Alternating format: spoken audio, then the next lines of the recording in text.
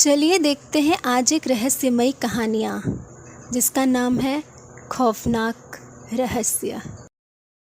गांव में एक शांत सा दिन था। सारा गांव अपने दैनिक कार्यों में व्यस्त था, लेकिन इस दिन गांव का एक कोना अंधेरे से भरा हुआ था, जहां घर में खौफनाक घटना घटने वाली थी। सोना, जो गांव की एक साधारण लड़की होती है, एक शाम अपने दोस्तों के साथ खेलते खेलते अचानक एक पुरानी हवेली के पास पहुंच गई। हवेली के बारे में कहा जाता है कि वहां रात को अजीब अजीब आवाज़ें आती हैं। सभी दोस्त ने मिलकर तय किया कि वे रात में उस हवेली के पास जाएंगे। जैसे ही रात का घना अंधेरा हुआ, सोना और उसके दोस्त हवेली की ओर बढ़े। वहां पहुंचकर उन्होंने देखा कि हवेली के दरवाजे पर एक चाबी लटकी हुई थी और चारों तरफ झाले, मकड़ियाँ आदि थे। एक दोस्त ने चाबी को उठाया और दरवाज़ा खोल दिया। दरवाज़ा खोलते ही मानो जैसे सब कुछ बिखरा बिखरा हो। कुछ समझ में नहीं आ रहा था कि यहाँ हुआ क्या था। हवेली के अंदर एक पुराना फर्नीचर और दीवारों पर कुछ अजीब चित्र बने हुए थे। तभी अचानक एक ठंडी हवाओं ने सबको घेर लिया। सभी दोस्तों ने महसूस किया कि जैसे उन्हें कोई देख रहा हो।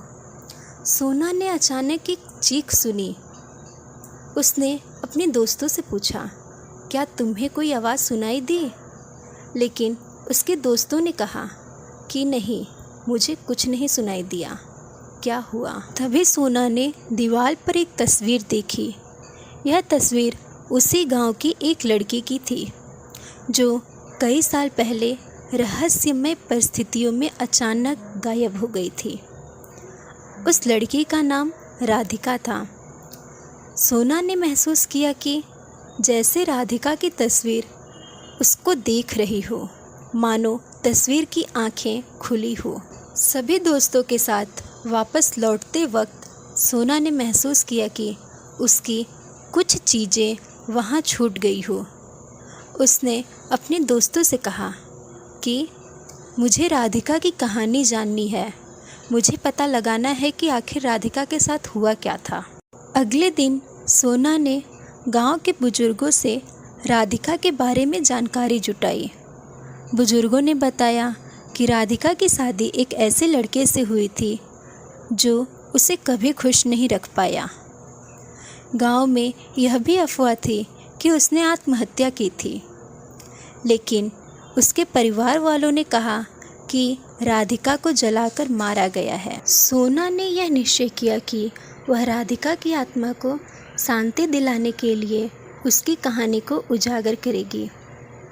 उसने अपने दोस्तों के साथ मिलकर एक योजना बनाई। वे रात में फिर उस हवेली में गए और राधिका की आत्मा को बुलाने की कोशिश करने लगे। जब वे सब साथ बैठकर राधिका का नाम पुकारने लगे तो अचानक हवेली में एक ठंडी हवा चलने लगी और मानो एक हल्की सी आवाज़ आई, क्यों आए हो यहाँ?